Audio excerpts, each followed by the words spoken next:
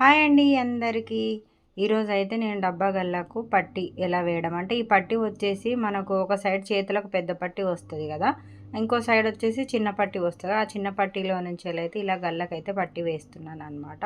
అయితే ఏంటంటే ఒక్కొక్కసారి ఇది నెక్కి అయితే సరిపోదు అనమాట. గల్లకు వచ్చేసి ఫస్ట్ మనం చెక్ చేసుకోవాలి అది అంటే మనం కటింగ్ చేసినాక కింది సైడ్ హ్యాండ్ కట్ చేసిన తర్వాత కింది సైడ్ ఉంటుంది కదా, ఆ క్లాత్ అనేది ఒక్కొక్కసారి మన నెక్కి అయితే సరిపోదు. అలాంటప్పుడు కొంచెం వెడల్పు వచ్చినప్పుడు ఒక 3 ఇంచెస్ వెడల్పుతోటి మనకు బార్డర్ అయితే వచ్చినప్పుడు అందులో హాఫ్ కట్ చేసుకొని 2 భాగాలుగా చేసుకొని ఇలా నెక్కి అయితే జాయింట్ చేయొచ్చు అనమాట.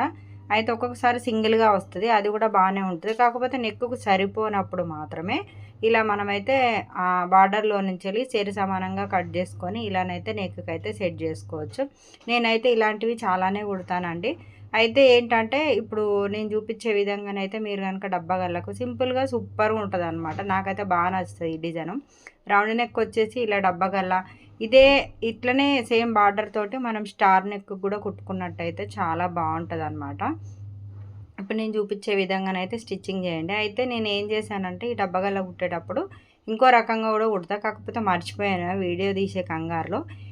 మళ్ళీ నెక్స్ట్ గల్ల పట్టి వేసే అవసరం లేకుండానైతే కుట్టేస్తాను అనమాట. ఈ వీడియో తీసే కంగారులో నేను అలా తీయడం మర్చిపోయాను. అంటే అది ఎలా అంటే, మనం ఫస్ట్ గల్ల స్టిచ్ చేస్తాం కదా ఉల్టా క్లాత్ వేసుకొని, అలా చేసి ఉల్టా వేసేసి కుట్టేసుకున్న తర్వాత బార్డర్ ఫోల్డ్ చేసి జాయింట్ వేసుకున్నట్టయితే మనకి గల్ల పట్టి వేసే అవసరం కూడా ఉండదన్నమాట. ఇలాంటి చిన్న చిన్న డిజైన్స్ అయితే కొత్తగా టైలరింగ్ నేర్చుకునే వాళ్ళు ఖచ్చితంగా ట్రై చేయాలబ్బా, చాలా బాగుంటుంది.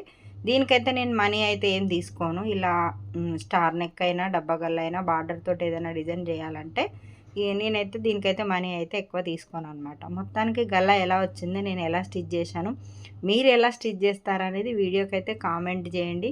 అదేవిధంగా లైక్ చేయండి, షేర్ చేయండి. ఎవరైనా కొత్తగా నేర్చుకునే వాళ్ళు మీ సిస్టర్లో చెల్లలో పిల్లలో ఎవరైనా ఉంటే వాళ్ళకైతే షేర్ చేయండి అబ్బా.